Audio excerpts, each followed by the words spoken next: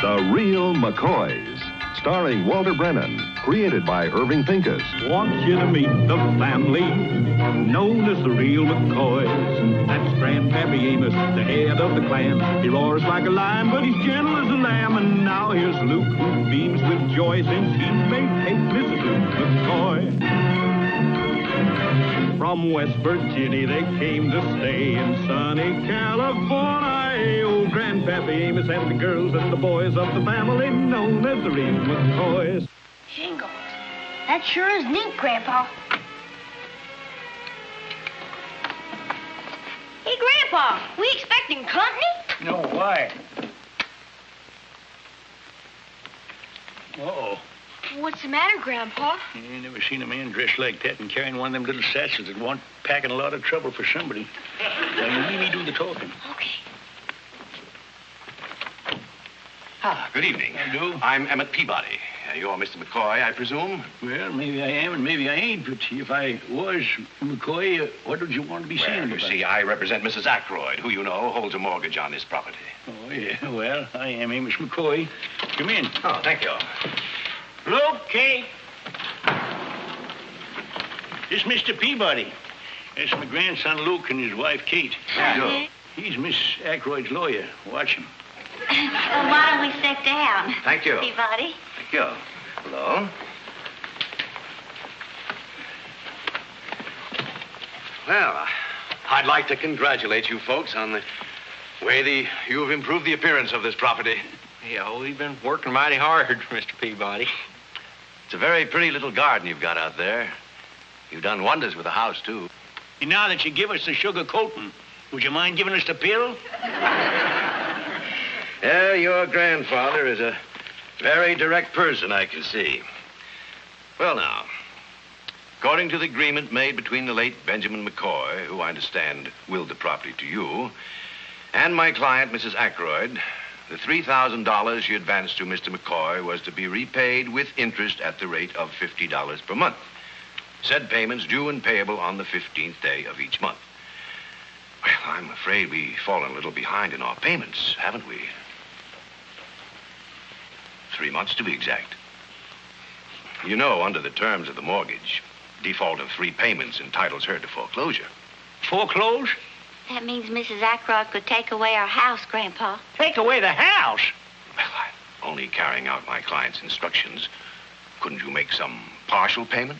We haven't got a penny right now. Yeah, we had one piece of bad luck right on top of another one. That first month, we had the mortgage money all ready, and the mule up and broke his leg. Just how it is, believe me.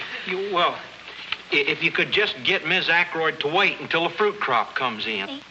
Yeah, we're going to have a bumper crop, too. I bet you them peaches is going to run about 2 peaches in the truckload. Look, I'm just representing Mrs. Ackroyd. Well, ain't there nothing you can do to get her to wait? Well, my hands are tied, I'm afraid. Couldn't he just sort of nudge you with your knee, like? This may cost me a client. But seeing how you folks have worked so hard, I tell you what I'm going to do. Now, this is Tuesday. I'm going to give you until Friday. How about that? Well, it could be better. Where are we going to get $150 by Friday? Well, you have 4 days to figure something out. Believe me, my best wishes are all with you. Well, I'll see you Friday about this time. Well, goodbye, Mr. Peabody. Bye. Give our kindest to Mrs. Ackroyd, would you, please? Mr. Peabody, I got something you can tell Miss Ackroyd. Grandpa. I know just how you feel, Mr. McCoy, but what can we do? After all, we are dealing with a hard-headed businesswoman. I'll see you Friday. Bye.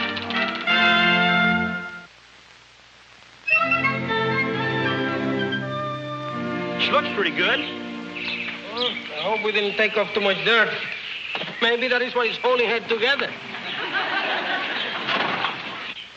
So don't you be talking that way in front of George McMichael, you hear? You're going to spoil the deal. Well, there she is, George. You sure hate to leave her go. You can't have her unless you promise to give her a good home.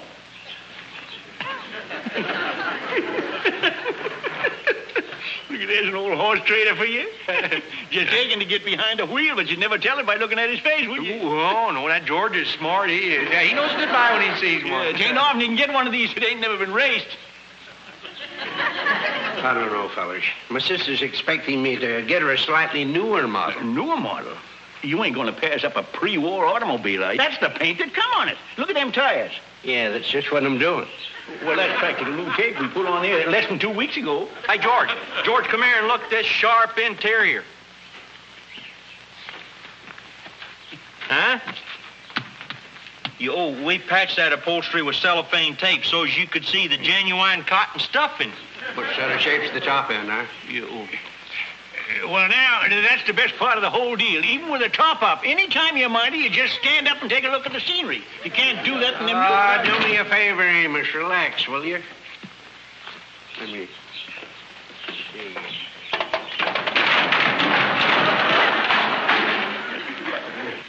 Yeah, look at that tidy little engine. They really know how to make them in those days. Ain't like them new ones all choked up with horsepower so the rest of the car can't keep up with them. How much mileage you been getting on her? George, you drive slow past any gas station. She'll inhale enough to carry you 50 miles. How fast would you go? Well, now I'll tell you, George. We'll give you 1 year guarantee you don't get no tickets for speeding. Would you mind starting up the engine? Well, now about starting her up. On a cold morning, she starts in a flash. I don't know how she's going to do in this heat. Give her a try, Luke. Yeah. There we go. Now. Hear that, starter? Purrs like a kitten, don't you?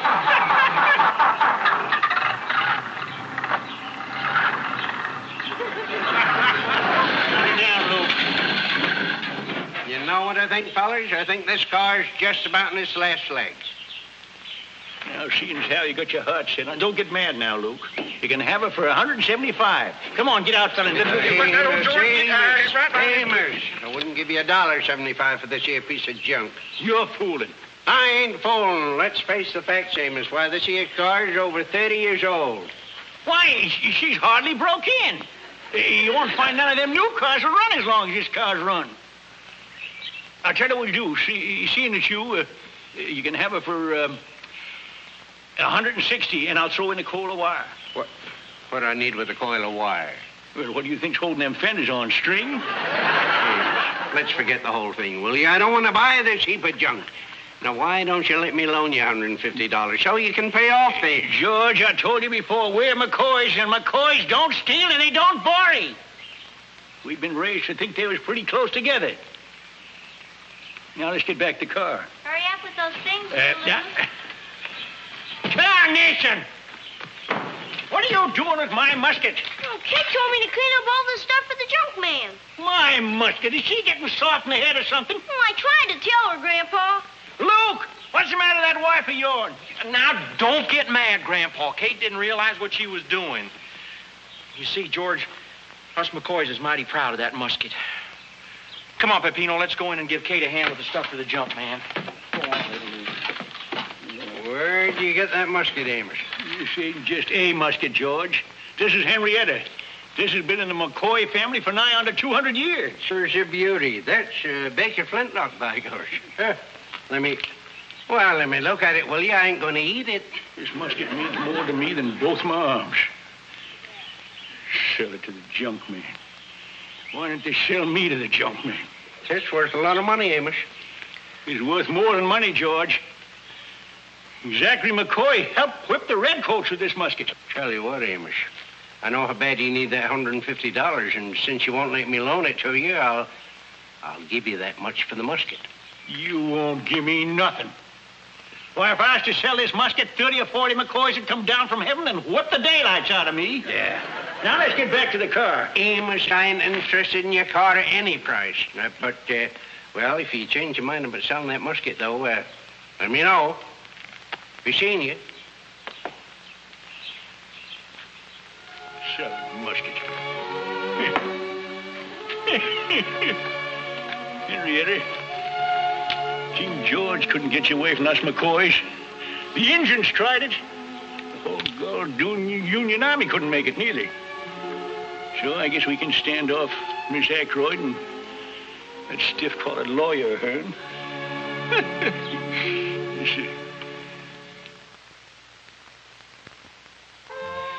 What time the man from the odds and ends store say he was coming here? He should be here any time now. Hey, look what I found.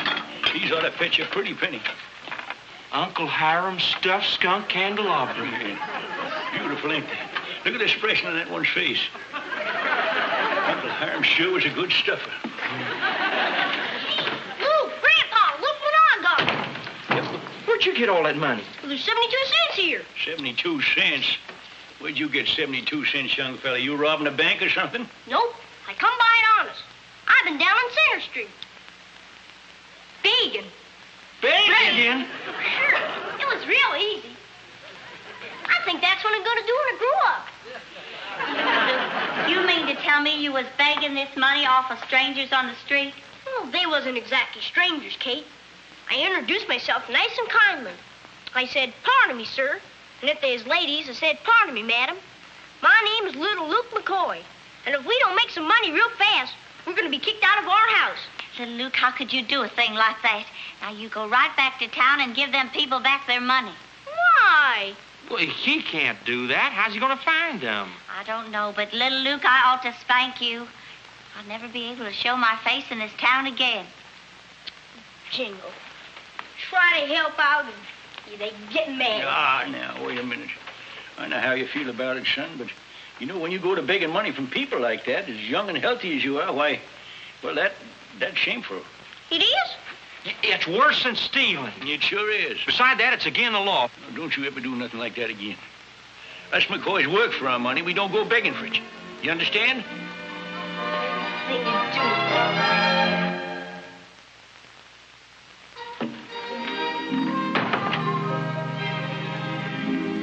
Good. The money's in here yet.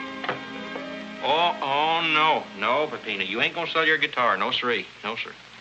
And why not? Because this ain't your farm that's about to be lost. You only work on it. I know. But I have not been paid any money for so long. I feel like a member of the family. Now, you was telling me just the other day how much good that guitar does you when you're courting Conchita. Only because she's so tall. I stand on the guitar to kiss her. I can always use a telephone book. No problem.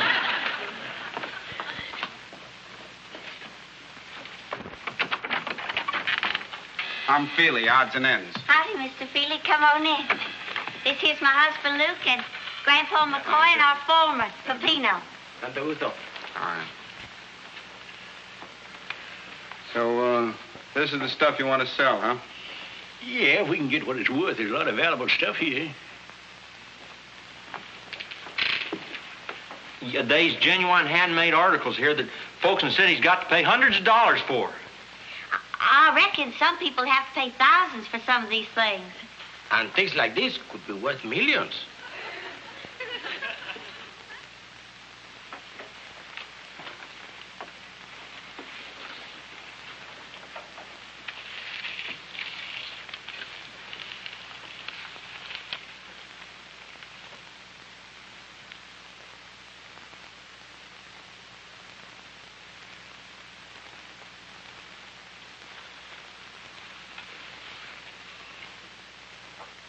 Give you $7 for the lot. $7?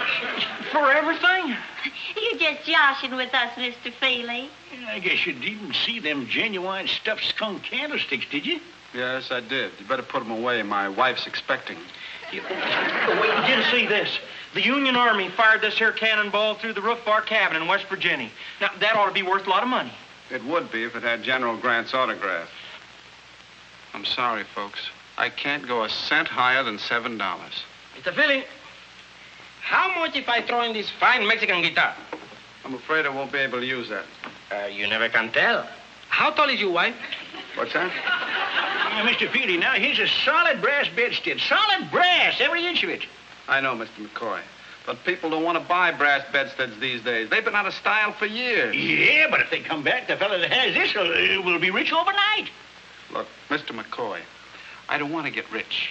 I just want to make a living, and I'm not going to do it if I pay more than $7 for all this stuff. All right. I reckon we don't want to do no business with someone that don't recognize genuine stuffed skunk candlesticks. Grandpa, that's enough now. Mr. Feely's just trying to be honest with us. Oh, that's all right, Mrs. McCoy. In my business, you get used to this sort of thing. People always overestimate the value of their personal possessions. Is that a Baker flintlock? Is that yours? It sure is, and it ain't for sale. Well, I'd be willing to give you some real money for that. Well, Mr. Feely... Grandpa's right. It ain't for sale. Mr. Feely, I'm awful sorry to have you come out here for nothing, but seeing as how this stuff is more valuable to us than it is to you, I reckon we better hold on to it. Yeah, I hope we didn't cause you no hard feelings. Think nothing of it. Happens every day in this business. Well, I better get back to my wife. Honey, how much money we got all together from selling the eggs and preserves and cashing them pop bottles? $11.46, not counting little Luke's begging money. And the man from the furniture store said he'd give us $32 for the living room set. That is $43.46 altogether. Yeah. There's got to be a way we ain't thought of to get some more money. There ain't a thing we don't need to keep alive that isn't in this pile except...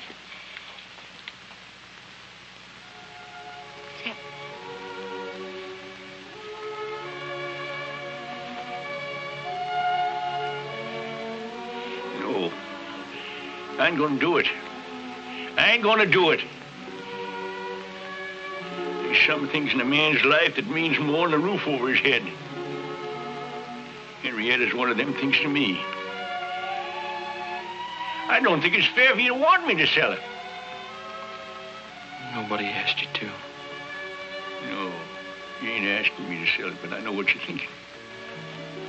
You just think I'm a mean old man, that's what you think. No, we don't neither think you're a mean old man. We understand because we love you. Here's another $1 for the mortgage money, Kate. Casey, wait a minute. Where did you get all this money? I sold my locket to Linda Fitzgerald. Casey, you mean you sold the locket your grandma left you? Honey, you shouldn't have done that. I was tired of it. Now, wait a minute. So how come last week when you thought it was... Now, look at me. How come last week when you thought it was lost, you stayed up half the night crying? Well, that was because I liked it last week. But this week, I was tired of it.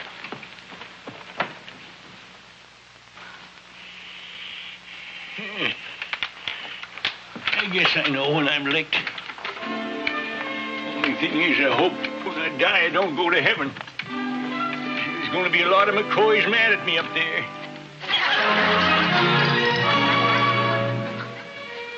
Well, I guess I'm holding on to your property, eh?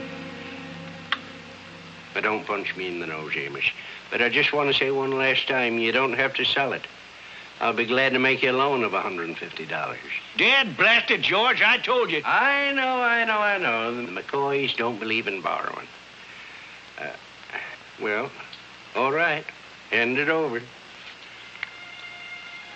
Be good to, won't you, George? Oh, don't you worry. If I didn't appreciate it, I wouldn't be paying you all that money. Well, I guess that's it.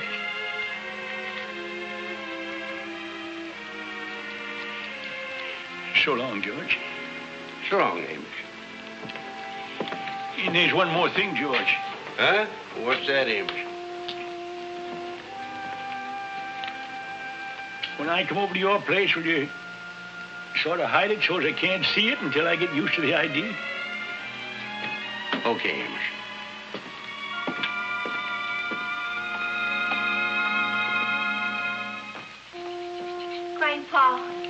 Grandpa, you sure you don't want something to eat? You ain't had a bite all day. I told you I ain't hungry. Grandpa,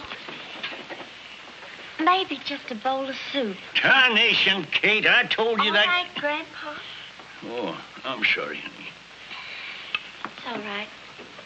Did you get the money down to Miss Aykroyd all right? Luke went down the bank with it. Where is he? Where is the old thief? Give me back my money, you crook. What's the matter, George? You get kicked in the head or something? What's wrong, Mr. McMichael? What's wrong? Why, I pay good money for a busted musket, that's what. Why, look at this here hammer. It don't come down true against the flint. You couldn't fire this thing in a million years. Fire it? Of course you can't fire it. I'd like to see somebody try to fire you if you was 200 years old. That's a relic. That ain't no rabbit gun. You can talk till you're blue in the face. You sold me a musket that don't work. And I want my money back. I thought you knew about guns. I'd give you your money back so fast and make your head swim if I had it. We done give the money to Mrs. Ackroyd's lawyer, Mr. McMichaels. Well, darn the luck. So you gotta make the best of it, you old fool. Oh, no, you don't. You ain't palming this piece of junk off on me. You owe me $150. Where am I going to get $150? When you harvest your crops. Or you can pay me back at $1 a week. I don't care so long as I get my money back. And what's more, I've had my shave.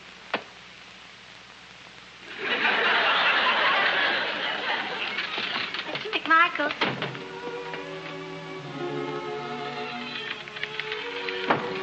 It's all right, Kate.